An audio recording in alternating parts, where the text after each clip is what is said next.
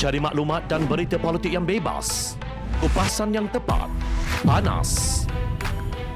Dapatkannya secara eksklusif hanya di Jom Channel. Komitmen kami, pentasan berita Isnin hingga Jumaat. Berbicara dan isu semasa, kami garapkan secara langsung. Panel-panel berkaliber dan profesional. Interaktif, pandangan anda kami raikan. Jangan lupa bersama kami di setiap hujung minggu dalam edisi khas mingguan. Jom Channel, moving forward, sharing a new experience.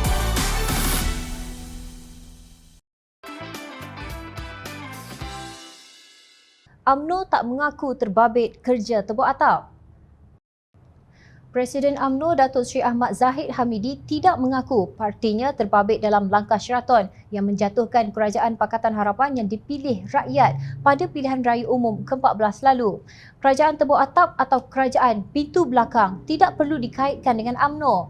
Bukan kita yang tebuk atap dan bukan kita yang buka pintu belakang. Sampah sarap begini tidak harus dipalitkan kepada UMNO, katanya semasa menyampaikan ucapan Dasar Perhimpunan Agung UMNO yang diadakan di Kuala Lumpur hari ini. Ahli Parlimen Bagan Datuk itu berkata UMNO mempunyai prinsip, maruah dan kekuatan. Tegasnya UMNO tidak boleh diugut dengan tekan butang di sana dan tekan butang di sini dan bukan parti picisan juga seperti itik patah kaki. Astro Awani melaporkan pada 23 Februari 2020 Ahmad Zahid hadir di Hotel Sheraton. Begitu juga Presiden PAS Tan Sri Abdul Hadi Awang, Naib Presiden UMNO Datuk Seri Ismail Sabri Yaakob dan beberapa ahli parlimen dari Barisan Nasional serta gabungan Parti Sarawak GPS. Hotel berkenaan pada awalnya merupakan lokasi mesyuarat antara penyokong-penyokong bekas Timbalan Presiden Keadilan Datuk Seri Muhammad Azmin Ali. Pada lewat petang Ahad, Zahid bersama 5 pemimpin parti politik lain juga menghadap Yang di-Pertuan Agong menurut laporan. Apa yang Zahid sebutkan ketika itu kalau bukan turut sama merancang untuk melakukan kerja menjatuhkan Kerajaan Pakatan Harapan menerusi tebuk atap. Setelah berjaya membentuk Kerajaan Tebuk Atap bersama bersatu, PAS dan GPS, UMNO jatuhkan Perdana Menteri Tan Sri Mahyadin Mat Yassin yang parti itu terima dalam langkah Sheraton tersebut. Presiden PAS pula mendedahkan kerjasama politik antara parti itu dengan bersatu sudah terjalin sejak sebelum kewujudan Muafakat Nasional lagi bagi menumbangkan Kerajaan Pakatan Harapan. Perbincangan untuk mengambil alih kerajaan pada masa itu adalah antara PAS dan bersatu sebelum langkah Sheraton lagi. Selepas kita buat kerjasama, baru UMNO datang. Bermula dengan Datuk Seri Muhammad Hassan dan kemudian Presidennya ajak bersama dalam Muafakat Nasional tetapi hanya PAS UMNO sahaja. Tetapi kita tidak setuju kerana mesti melibatkan 3 parti Melayu terbesar. Malah bersatu, PAS dan UMNO sudah tanda tangan tetapi Presiden UMNO lupa tentang tanda tangannya, kata Hadi seperti dipetik utusan online 25 Februari 2022.